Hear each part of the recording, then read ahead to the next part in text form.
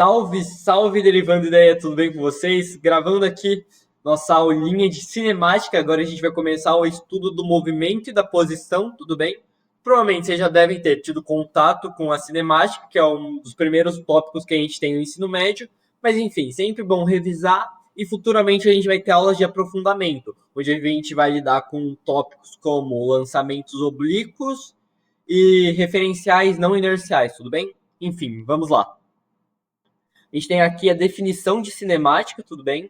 Perdão, aqui a definição de cinemática, que vai ser o estudo da posição e do movimento, certo? E a gente tem aqui a definição que a gente já viu na aula passada. Inclusive, a gente vai deixar a aula passada aqui no card, que a gente viu os princípios da mecânica e definiu melhor o que é a velocidade, tudo bem? Então aqui a gente vai ter a definição direta, que velocidade vai ser a variação da posição pelo tempo. Como assim? A gente tinha visto no exemplo, mas sempre bom revisar. Tinha visto no exemplo que se a gente tivesse aqui um bloquinho aqui, ó, com uma velocidade de, por exemplo, 3 blocos por segundo aqui, ia passar um tempinho aqui, sei lá, passou 2 segundos, ele estaria nessa posiçãozinha aqui, tudo bem? Ele estaria nessa posiçãozinha aqui, e a distância, como passou 2 segundos, seria de 6 blocos, certo? A distância aqui seria de 6 blocos. Calma aí que eu tô na frente. A distância é de 6 blocos, sendo a distância de 6 blocos em 2 segundos, velocidade de 3 blocos por segundo, percebe então que variou a posição em um determinado período. Variou 6 blocos em 2 segundos, ou seja, variou 3 blocos por segundo. Essa é a ideia. A gente tem a equação aqui, V igual a ΔS por ΔT, que o ΔS é a posição inicial, quer dizer, a posição final menos a posição inicial. A gente vai ver exemplo disso já já. E o ΔT seria o tempo que levou para fazer o movimento. Outra forma de escrever ΔS por ΔT é a gente escrever ds por dt, que é uma notação um pouquinho mais avançada, mas quer dizer tipo intervalos muito curtos. Ou seja, um intervalo de tempo muito pequeno, um deslocamento nesse intervalo de tempo muito pequeno. Por exemplo, 3 milésimos. Em 3 milésimos, quanto que vai ter se deslocado? Essa seria a ideia de velocidade instantânea. A gente vai ver isso bem no futuro, tudo bem? Não quero que seja uma preocupação agora. Aqui a gente vai ter, então, um exemplo para calcular a velocidade. Vamos supor que a gente tem aqui um carro. A gente tem aqui um carro que estava no quilômetro zero, tudo bem? A gente tem um carro no 0 km. E ele foi parar aqui, ó, no quilômetro 30. No quilômetro 30, no intervalo de, sei lá, no intervalo de 1 hora, tudo bem? Ou seja, esse movimento inteiro aqui levou 1 hora, certo? O que a gente constrói? A posição final é 30, certo? Então aqui, ó, a gente vai chamar de SF, tudo bem? Que vai ser a posição final. A posição final vai ser 30, a posição inicial vai ser 0, tudo bem? O tempo, a variação de tempo vai ser de 1 hora. A variação de tempo vai ser de 1 hora. Portanto, o que a gente tem? Velocidade. Velocidade vai ser igual a 30 menos 0. Ou seja, a posição final menos a inicial. Ou seja, o quanto se desloca. Ou seja, 30. Que a gente tem 30 menos 0 sobre 1 hora. O que a gente conclui com isso, então? Que a velocidade vai ser 30. Quantos quilômetros que a gente tem? Que notação que a gente está usando? A gente está usando quilômetros. 30 quilômetros por hora, tudo bem? Essa seria a velocidade do carro, por exemplo, nesse momento. Mas percebam que se a gente tivesse um carro do quilômetro 0 até o quilômetro 30, ele não vai ter uma velocidade constante. Lógico, vai ter momentos onde ele vai acelerar muito mais e vai ter momentos onde ele vai estar muito mais devagar. Por isso que a gente chama essa velocidade de velocidade média, tudo bem? A velocidade média significa que, caso a velocidade fosse constante, ela teria esse módulo, ela teria essa intensidade. Então, quando a gente estiver falando de velocidade média, a gente está falando de exercícios que dão para a gente a distância percorrida em um determinado tempo. São esses exercícios que a gente calcula a velocidade média. Essa é a ideia. Agora, se, por exemplo, o exercício falasse para a gente que o carro tem uma velocidade constante de 20 km por hora, aí não seria uma velocidade média, seria uma velocidade definitiva, uma velocidade constante. Então essa que é a ideia. A velocidade média é diferente da velocidade normal, a velocidade instantânea, tudo bem? E essa diferença vai depender do exercício, tudo bem? A gente pode escrever aqui ó, depende do exercício. Certo? Então, quando o exercício estiver falando para a gente de um determinado deslocamento e um determinado tempo, a gente vai lidar com velocidade média. Quando o exercício estiver falando para a gente de, sei lá, o carro está com essa velocidade, ele já definiu para a gente uma velocidade. Então, a gente não vai mais estar falando de velocidade média, a gente está falando de uma velocidade constante ou variada. Vai depender do tipo de movimento que a gente tem, tudo bem? Eu queria definir agora com vocês a diferença entre um ponto material e um corpo extenso. Imagina que a gente tem um barquinho num rio e ele vai cruzar uma ponte. Essa ponte tem espessura de 10 metros e a distância do barquinho até a ponte é de 30 metros. A gente vai definir aqui a diferença entre ponto material e corpo extenso. Vamos fazer o primeiro exemplo como sendo um ponto material. Ou seja, o barquinho vai ser representado por esse pontinho rosa, tudo bem? PM porque é ponto material. Esse pontinho rosa aqui, certo? O que vai acontecer? O que a gente tem que calcular? A gente sabe que o barquinho vai percorrer primeiro 30 metros, certo? E depois vai percorrer mais 10 metros para atravessar a ponte. Ou seja, ele vai ter que deslocar essa quantidadezinha aqui e depois vai ter que deslocar mais essa quantidadezinha aqui. Ou seja, o deslocamento total, certo? O ΔS total seria de 30 mais 10. O ΔS total seria de 40, tudo bem? E ele deu a velocidade, né? Ele deu que a velocidade vai ser de 5 metros por segundo, certo? Então aqui, ó, a gente chama aqui V é igual a 5 metros por segundo. Esqueci aqui da unidade do 40, é bem importante.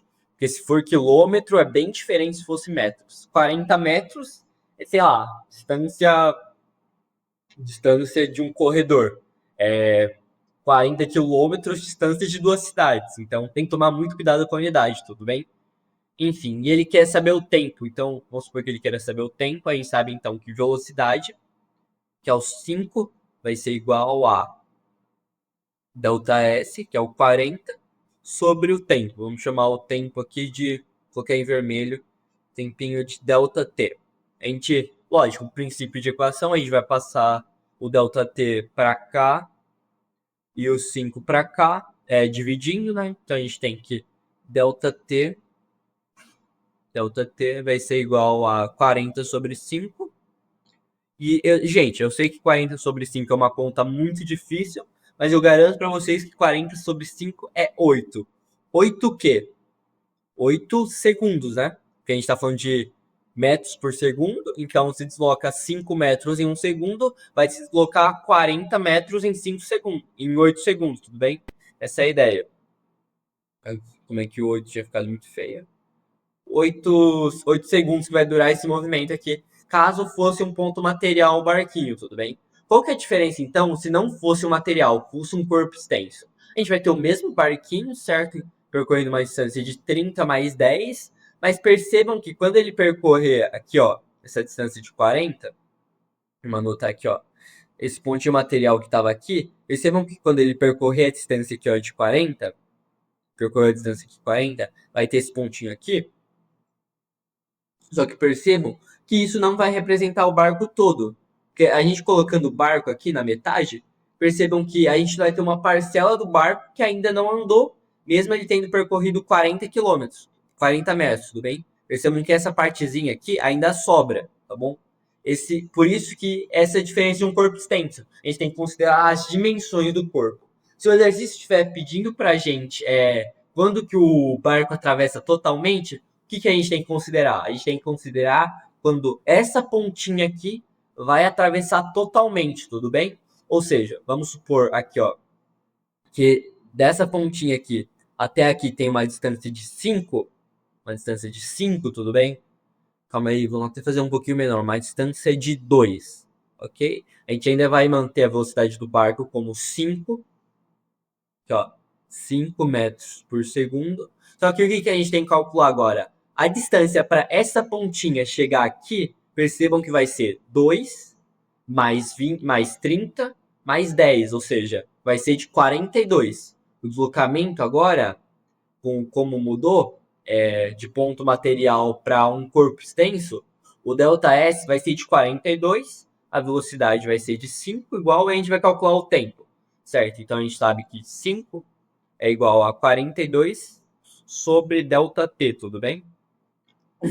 Então a gente sabe que a variação do tempo, ou seja, quanto tempo levou para acontecer o movimento, é de 42 sobre 5. É de 42 sobre 5. Certo? Sendo de 42 sobre 5, a gente tem aqui que o ΔT vai ser igual a 8,4 segundos, tudo bem? 8,4 segundos. Ou percebam que, considerando o barco como um ponto, como um corpo extenso, deu uma diferencinha. Lógico, por mais que seja uma diferença pequena, quando a gente estiver falando de forças, quando a gente estiver lidando com interações de, sabe, uma força elétrica, um torque, alguma coisa, essa diferencinha aqui vai ser um pouquinho maior. Por isso que a gente tem que considerar, certo? Por isso é bem importante diferenciar um ponto material de um corpo extenso, ok? Então, o ponto material a gente não vai considerar a dimensão do corpo, a gente vai considerar que ele é um pontinho, como se fosse uma bolinha, por exemplo. E um corpo extenso, ele vai ter largura, vai ter profundidade, vai ter altura, enfim, essa é a ideia. Agora, falar um pouquinho de referencial. Para quem viu a última aula aqui, de novo, tá no card aqui, é muito importante você ter visto, que a gente definiu certinho o que é referencial. Mas voltando, o referencial é aquele que vê o movimento, tudo bem? Então aqui, ó, se a gente tiver um carro, aqui se a gente tiver um carro andando para cá e um carro andando para cá numa estrada, certo? Desenhar aqui uma estrada. Um carro está andando para cá numa estrada. Um possível referencial que a gente poderia ter seria uma árvore no meio da estrada que vai ver o carro se deslocando. Porque percebam, se a gente tiver uma pessoa dentro do carro, para ela é como se a árvore estivesse se deslocando para trás. É meio confusa essa ideia, mas eu recomendo você voltar no outro vídeo que a gente explica certinho essa ideia de referencial, como aquele que vê o movimento. Tudo bem? E definindo isso, a gente consegue diferenciar o movimento do repouso. Por mais que seja intuitiva a ideia de que repouso é quando o cara está parado, repouso é quando não tem movimento. Mas a ideia de repouso vai depender do referencial. Como assim? Se a gente estivesse olhando para um carrinho se deslocando para cá, tudo bem? Um carrinho se deslocando para cá e outro se deslocando para cá também, com a mesma velocidade, porque os dois têm uma velocidade de 50 km por hora, tudo bem? Ambos vão ter essa velocidade aqui. 50 km por hora. Pra gente, a gente tá vendo os dois deslocando a 50 km por hora para a direita. Óbvio. Mas para eles, é como se eles estivessem em repouso um em relação ao outro. Como assim? Porque percebe que vai passar uma hora, ou sei lá, passou uma hora aqui, passar uma hora, ele vai estar 50 km à frente, tudo bem? Ele vai estar 50 km à frente. Aqui também, vai estar 50 km à frente. Só que, só que o que é importante entender? A distância entre eles é a mesma, certo? Essa distânciazinha aqui, esse ΔS entre eles, essa altura de diferença aqui, essa altura de diferença aqui entre eles é a mesma. Ou seja, se a distância não variou para eles, é como se para eles um tivesse parado em relação ao outro. Porque se tá no primeiro instante eles estão lado a lado, passou uma hora e eles continuam lado a lado, para eles é como se a posição não tivesse variado, entendeu? Se a posição não varia, não tem movimento, porque a gente definiu que movimento é a variação da posição. É muito importante entender essa ideia. Aqui, ó, na nossa, ó, de novo, nossa aula, aqui a gente definiu muito bem isso, essa ideia de movimento e repouso. Então, eu recomendo você dar uma voltadinha lá. E por último, eu queria construir com vocês a equação horária da posição, tudo bem? Vamos lá. Vamos supor que a gente tenha um carrinho rosa, que está na posição 3, e a gente quer que ele vá para a posição 8, sei lá, vai para a posição 8 aqui em 2 horas, tudo bem? ele demora 2 horas para sair do quilômetro 3 para o quilômetro 8. O que a gente faz? A gente quer que a posição final dele, a gente quer quando o carro tá aqui, ó. A gente quer quando o carro estaria aqui, ó. A gente quer essa figura aqui. E sabe que passou 2 horas. Ou seja, do quilômetro 8 aqui. Então vamos escrever a primeira equação. A gente quer calcular a velocidade. Né? A velocidade vai ser igual a posição final, certo? Que seria o 8, menos a posição inicial, que seria o 3, sobre um determinado tempo, certo? Sobre um determinado tempo. Lá, o que a gente consegue construir com isso daqui? Que a velocidade vai ser igual a posição final 8, posição inicial 3, tempo é de 2 horas, certo? Então, a velocidade vai ser de 5 quilômetros em 2 horas. 5 quilômetros em 2 horas, tudo bem? Sendo de 5 quilômetros em 2 horas, a gente chama isso de 2,5 quilômetros por hora. Tudo bem? Essa é a ideia. Então a gente sabe que o carro vai estar com essa velocidade. Achando a velocidade do carro, eu me pergunto, que posição que o carro vai estar daqui 10 horas? Que posição que ele vai estar daqui 10 horas? E o que é muito importante entender? Esquecendo da fórmula, a gente vai criar o seguinte raciocínio. Vamos lá. Se ele sabe que em 1 hora vai se deslocar 2,5 quilômetros, em 10 horas se desloca 25 quilômetros. Então, se a gente sabe que vai se deslocar 25 quilômetros, e a gente sabe que começou no 3, o que a gente faz? A gente soma 3 mais 25. Percebam, então, o que a gente faz? A gente faz a posição inicial mais o quanto deslocou. E o quanto deslocou? Vai ser a velocidade vezes o tempo. Então, vamos construir a ideia aqui? Se a gente tem aqui, ó, que V é igual a S inicial, perdão, S final, menos S inicial sobre ΔT, o que a gente pode fazer? A gente pode pegar esse ΔT e jogar aqui, não pode? O que isso implica?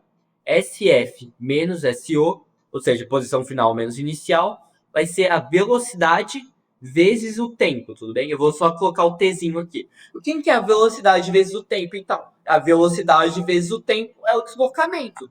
Faz sentido, não faz? Porque a gente tem um carro que se desloca 20 km por hora, quanto que ele vai, para saber, vamos supor que levou 2 horas o movimento e ele é de 20 km por hora. 20 km por hora vezes 2, ele vai ter deslocado 40 km.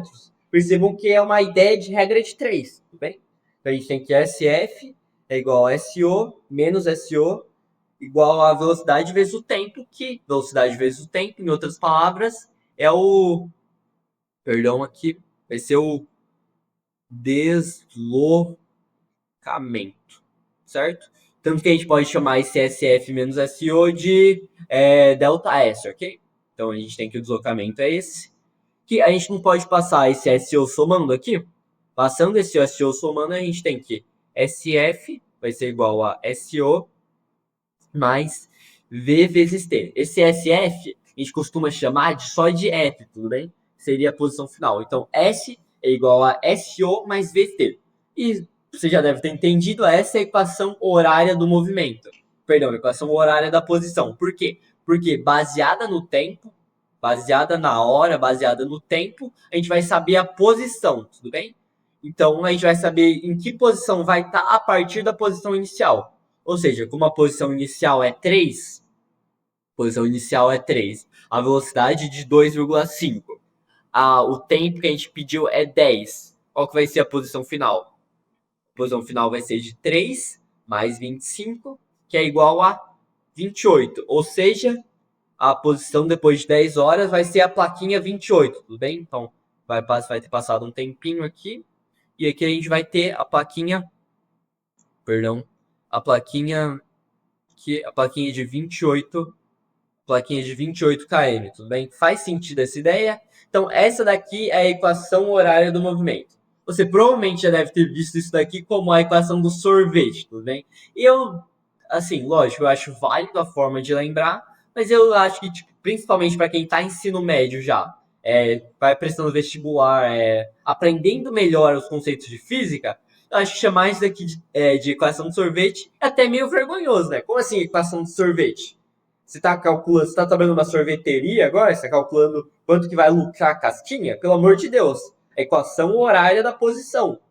Em que posição vai estar depois de um determinado tempo a uma determinada velocidade. Percebam que não tem uma magia, não tem um segredo. É uma ideia muito intuitiva.